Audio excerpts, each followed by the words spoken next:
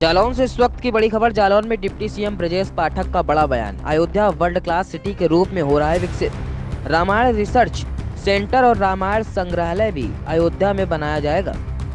बता दें, सड़कों के 4 लेन किए जाने के साथ अंतर्राष्ट्रीय मानकों के तौर पर अयोध्या को किया जा रहा है विकसित। पूरे देश में गरीब आदमी के जीवन स्तर को उठाने के लिए पूरे देश में बीजेपी की लहर चल रही है। विपक्ष और समाजवादी पार्टी के पास कुछ कहने के लिए बचा ही नहीं। सपा कार्यकाल में गुंडों, मवालियों और भय के माहौल के बाद बीजेपी सरकार में शांति और भय मुक्त माहौल स्थापित है। भगवान राम की प्राण प्रतिष्ठा के बाद इस बार फिर 80 के 80 लोकसभा सीटें जीतेंगे और तीसरी बार फिर सरकार बनाएंगे।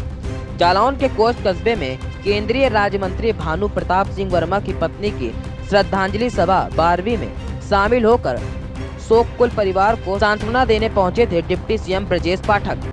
हम ईश्वर से प्रार्थना करते हैं कि वर्मा जी की धर्मपत्नी को ईश्वर अपने सी चरणों में स्थान दे और परिवार को असहनीय पीड़ा को सहने की ताकत प्रदान करे। इस दुखी घड़ी में पूरी पार्टी उनके साथ है, हम सब उनके साथ हैं और उनके इस दुखी घड़ी में पूरी पार्टी साथ है और उनको दुख महसूस न हो, इसलिए लगातार हम लोग उनके साथ हैं। सर, अयोध्या में राम मंदिर की प्राण प्रतिष्ठा हो गई है, अब किस नज़रिए से और उसकी अभी देखिए, अयोध्या वर्ल्ड क्लास सिटी के रूप में डेवलप हो रहा है। भव्य रामलला के मंदिर के प्राण प्रतिष्ठा के उपरांत आप देख रहे हैं कि अंतर्राष्ट्रीय हवाई अड्डा, अंतर्राष्ट्रीय मान्यता का रेलवे स्टेशन, सभी सड़कों को 4 लेन किया जा रहा है। इसके अलावा प्राइवेट सेक्टर में सभी कह सकता हूँ बड़े बड़े 5 स्टार होटल्स वहाँ पर आ रहे हैं। रामायण के लिए एक संग्रहालय बनाया जा रहा है, रामायण रिसर्च सेंटर भी बनाया जा रहा है। इसके अलावा अन्य जो अंतर्राष्ट्रीय मानक के पैमाने हैं उनको अंतर्राष्ट्रीय सिटी के रूप में डेवलप करते हुए सभी पैमानों को पूरा सर, सीए पे आज शांतनु जो आपके केंद्रीय मंत्री हैं उन्होंने कहा है कि 7 दिन में हम सीए लागू कर देंगे, तो क्या देखिए, आप इस बात पर ध्यान दें, माननीय प्रधानमंत्री नरेंद्र मोदी जी के मार्गदर्शन में पूरे देश में इस समय एक लहर चल रही है।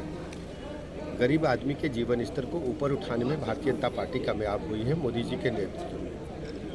उत्तर प्रदेश के लिहाज से आप देखेंगे 2024 में जब चुनाव होगा, लोकसभा का हम 80 की 80 लोकसभा सीटें जीतेंगे और देश में प्रचंड बहुमत के साथ माननीय मोदी जी के नेतृत्व में भारतीय जनता पार्टी की सरकार। तो सर, सीए पे क्या स्टैंड है? देखिए, आपको समय आने पर सब कुछ पता चल जाएगा। सर, अखिलेश यादव ने आज एक बयान दिया है कि उन्होंने कहा है कि जो प्रधानमंत्री का दावेदार था। देखिए, आप सबको पता है कि ये विपक्ष के पास कहने को कुछ बचा नहीं है और खासकर समाजवादी पार्टी की गुंडे या रजकता को लोग भूले नहीं हैं। चाहे कोच हो, चाहे जालौन हो, चाहे झांसी हो, चाहे बुंदेलखंड की सड़कें हो, गुंडे, माफिया, बदमाश, मवाली बहु बेटियों की इज्जत आबरू बुरी नज़र से देखते थे। प्लाट मकान दुकान कब्जा करते थे, सरकारी ठेकों में लूट मची थी, चारों तरफ एक भय का वातावरण था।